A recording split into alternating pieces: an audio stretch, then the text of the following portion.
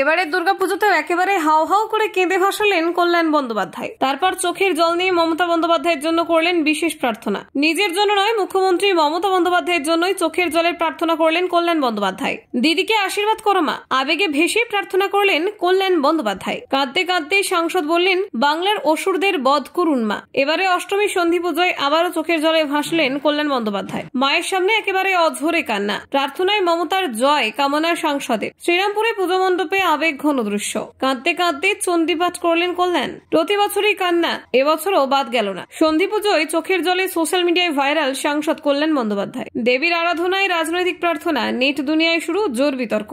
দেখুন ঠিক কি ঘটলো। এ যেন এক অদ্ভুত নিয়মে পরিণত হয়েছে। এবারে দুর্গাপুজোর অষ্টমী সন্ধি পুজোর দিন শ্রীরামপুরের সাংসদ কল্যাণ বন্দ্যোপাধ্যায়ের চোখ ভিজে ওঠে দেবীর আরাধনায়। আইনজীবী সংসদের আবেগঘন এই মুহূর্তের প্রতি বছরই জনমানুষের বিশেষ আলোচনার জন্ম দেয়। এবছরও তার ব্যতিক্রম হলো না। শ্রীরামপুর 5 ও 6 নম্বরে পল্লীগোষ্ঠী ও ব্যবসায়ী সমিতির দুর্গাপুজোর প্রধান পৃষ্ঠপোষক কল্যাণ বন্দ্যোপাধ্যায়। এই পুজো প্রতি বছরই ব্যাপক আড়ম্বরে অনুষ্ঠিত হয়। শ্রীরামপুর রেল স্টেশন সংলগ্ন RMS মাঠে বসে পুজোর আসর। সেখানে উপস্থিত থেকে অষ্টমী সন্ধি পুজোর বিশেষভাবে অংশ নেন তিনি। চণ্ডীপাঠের সময় দেবীর সামনে দাঁড়িয়ে অঝরে কাঁদতে থাকেন সাংসদ। চোখের জলে মায়ের কাছে প্রার্থনা করেন মানুষের মঙ্গল কামনায়। এই দৃশ্য প্রত্যক্ষ করা দর্শনার্থীদের মধ্যে অনেকে আবেগে আপ্লুত হয়ে পড়েন। তিনি বলেন, মা সবাইকে ভালো রাখুন, শান্তিতে রাখুন, সব ধর্মের মানুষকে ভালো রাখুন। এই বাংলার মাটিতে যেন ভালো সংস্কৃতি গড়ে ওঠে। তার কণ্ঠে আবেগ ও কান্না একসঙ্গে মিশে যায়। শুধু সাধারণ মানুষের জন্যই নয়, বিশেষ প্রার্থনা করলেন দলনেত্রী মমতা বন্দ্যোপাধ্যায়ের জন্য। সাংসদের ভাষায়, দিদিকে আশীর্বাদ করো মা। 26 নির্বাচনে যেন পশ্চিমবঙ্গে অসুরদের দিদি বধ করতে পারেন। তার এই বক্তব্যে রাজনৈতিক আবহ স্পষ্ট হয়ে ওঠে।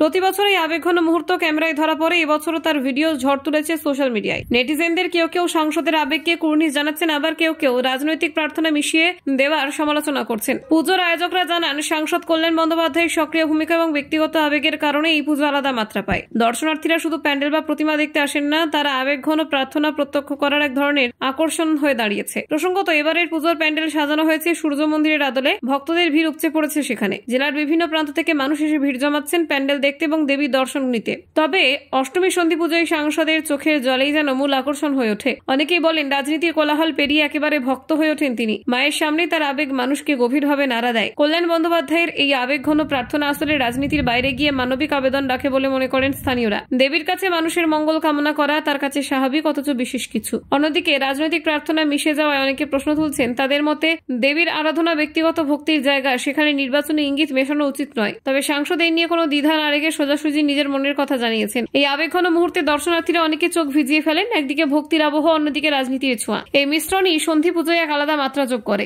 শ্রীরামপুরের দুর্গাপুজোয় কল্যাণ বন্দ্যোপাধ্যায়ের কান্না এখন এক ঐতিহ্যে পরিণত হয়েছে। প্রতি বছর তার এই ভক্তি ও আবেগ মানুষের মনে আলোড়ন তোলে এবং আলোচনার কেন্দ্রবিন্দু হয়ে ওঠে। Bureau report, news prime Times.